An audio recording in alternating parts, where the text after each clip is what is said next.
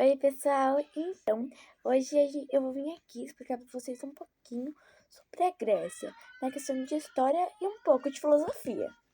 Aqui na introdução, temos que a Grécia Antiga ficou mundialmente conhecida por vários aspectos, como os Jogos Olímpicos, o teatro, a filosofia, a arte, a arquitetura e a democracia. Mas vamos nos aprofundar nos períodos, que são período romérico, período arcaico, período clássico e período helenístico.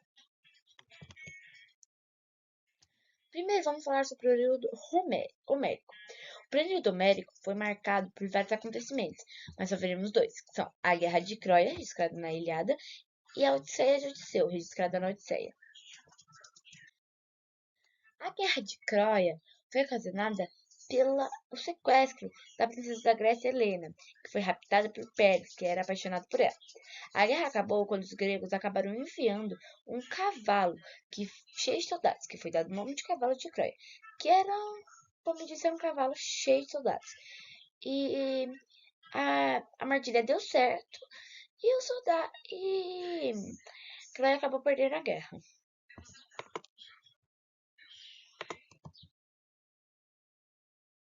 Agora vamos falar sobre a Odisseia de Odisseu. A Odisseia de Odisseu mostra a jornada de Odisseu para voltar para sua casa em Ítaca depois da Guerra de Troia. Durante a jornada, ele enfrenta diversos desafios, como o Ciclope de Polifemo, a feiticeira Circe e as sereias, e muitos outros desafios. No livro conta mais detalhado, mas é basicamente isso que eu contei, e é um livro bem antigo. Agora vamos falar sobre o período arcaico.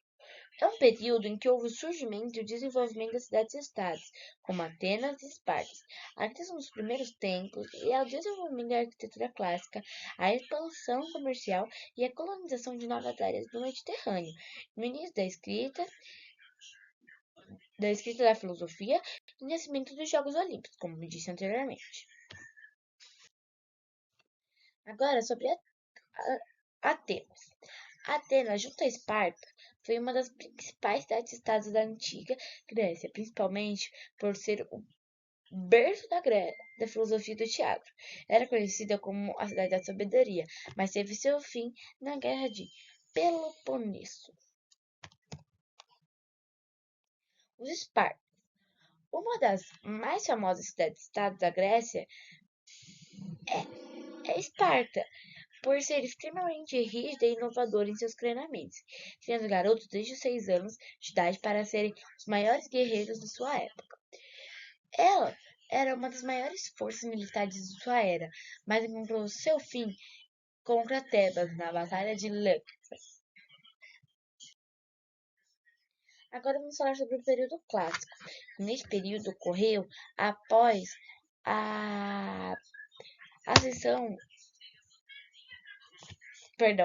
Neste período ocorreu a grande ascensão das polis, Esparta e Atenas. Mas, como já foi citado, vamos para a parte mais fascinante da Grécia, a filosofia. E a filosofia grega não era absoluta.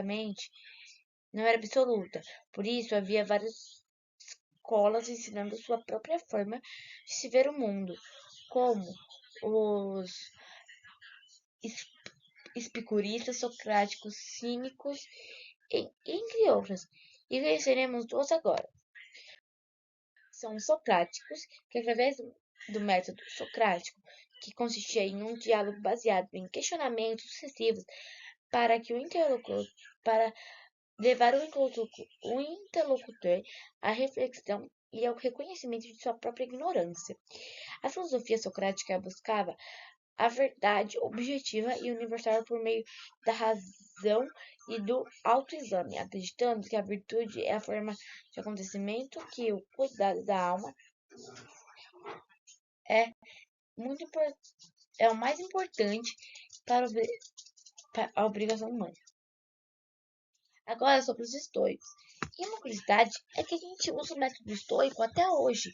Não 100%, mas a maioria sim. Que o estoico pensa que a felicidade e a serenidade vem de viver com acordo com a razão e a virtude, focando nos que se pode controlar, como pensamento e ações, e aceitando que o que não pode ser mudado, como eventos externos e o destino. Os estoicos acreditam que emoções negativas vêm de julgamentos distorcidos sobre a realidade e realidade. E o autocontrole é fundamental para não reagir de uma forma exagerada para ter dificuldades na vida. E como vocês podem ver, nisso que eu falei, a gente usa um pouco disso até hoje em dia. Agora vamos falar sobre o último, mais ou menos importante, que é o período helenístico. Teve seu início após a morte de Alexandre o Grande em 323 anos a.C. E foi uma Anticristo, não, gente, desculpa, antes de Cristo. Foi uma época em que a cultura grega se espalhou por várias regiões do mundo, especificamente no Egito, na Pérsia e na Índia. Isso aconteceu porque Alexandre conquistou muitos territórios e trouxe consigo a língua, os costumes e o jeito de pensar dos gregos. Agora vou explicar o que foi Alexandre o Grande. Alexandre o Grande foi um rei muito importante da Macedônia, dos maiores conquistadores da história. Ele levou o império de seu pai à frente, e mesmo ainda jovem, conseguiu conquistar vários territórios, desde a Grécia até a Índia. Ele fundou muitas cidades chamadas Alexandria, e tinha o objetivo de unir os povos que constavam espalhando cultura grega pelo mundo.